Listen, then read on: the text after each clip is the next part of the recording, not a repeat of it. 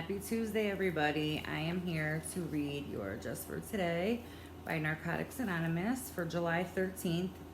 July 16th. If you have this book and you want to read along, we are on page 206. And the title of today's reading is Self-Esteem. Somewhere along the way, many of us developed strong feelings of inadequacy and inferiority. Deep inside was a voice that continually cried out, "You're worthless." Many of us learned to recognize this characteristic of low self-esteem very early in our recovery. Some of us may feel our feelings of inferiority where all our problems began.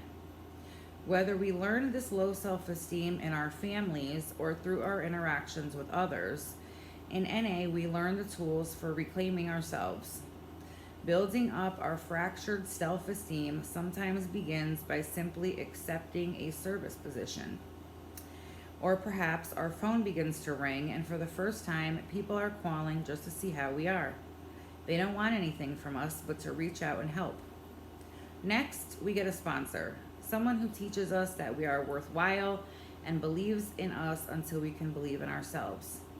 Our sponsor guides us through the 12 steps where we learn to be who we really are, not who we have built ourselves up or down to be.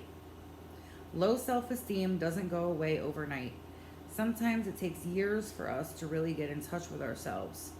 But with the help of other members of NA who share our same feelings, and by working the 12 steps, we blossom into individuals whom others, and most importantly, we ourselves respect. Just for today, I will remember that I am deserving of my higher power's love. I know that I am a worthy human being. I like that reading. And it's so weird because I don't think that is where my problems began with drugs anyway. But 100%, I've always felt, I was the black sheep of my family, always.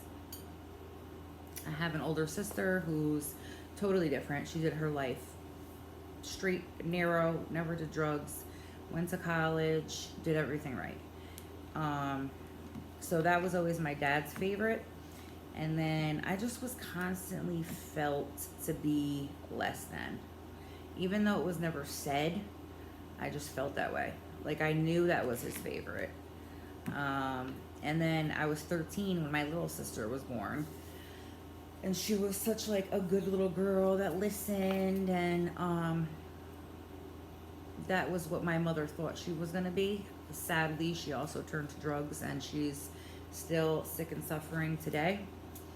But I dropped out of school. I had a kid when I was 16. I just always was in trouble and doing shit I wasn't supposed to. I was never that kid that made my parents proud, and I knew that.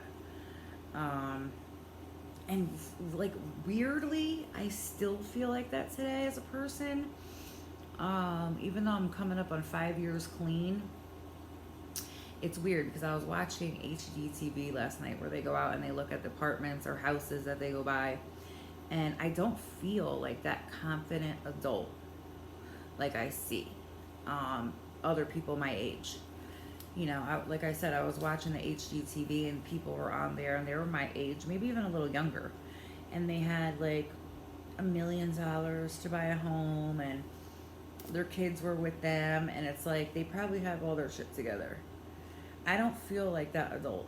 I don't feel like that adult that has everything together and that I can trust. I'm always on edge of like, oh my gosh, what's going to happen tomorrow? Like, what fire am I going to have to put out now? Do I have the means to do it? I don't have that much confidence in myself. And it's weird because I do, yet I don't. There's something in there going on. And that's probably why I dealt with so many toxic relationships, a lot of toxic men I allowed to treat me less than, because I don't know why. But and it says when you get into NA, you can start to work through that. That's not something, I was never a huge NA person, like as far as the steps, the meetings, the sponsor. the service position. And the service position, if you're not familiar, what they're talking about is when you start to go to meetings, a service position could be getting to the meeting a little bit early and setting up, making coffee, something where you could give yourself a little bit of responsibility, and when you fulfill the responsibility, it's really good for you. That's what they mean by that. I never was big into the NA scene, but I do believe in some sort of therapy. Whether it be the 12 steps, you have to find what works for you. And recently, I've had some things come up in my life that I feel like I absolutely need to work through with a therapist. And I've tried to get referred to one. The one that I tried to get referred to didn't align. So I'm now looking into a different agency. But that's really important. Journal. See a therapist. Get a sponsor. Get involved in NA. Whatever helps you. But I can 100% relate to this reading. And somewhere in our lives, a lot of people who end up being addicts are covering trauma. It's rarely the drugs that are the issue. There's usually underlying trauma that's the issue, that's trying to be covered with the drugs. So we got to get to that trauma. We got to work through that trauma. We got to get rid of that trauma. So that's all we can, focus on doing. Today, start the steps. Go to a meeting. Journal. Call a friend. Whatever you can do to get to the bottom of that, that is what's going to keep you clean.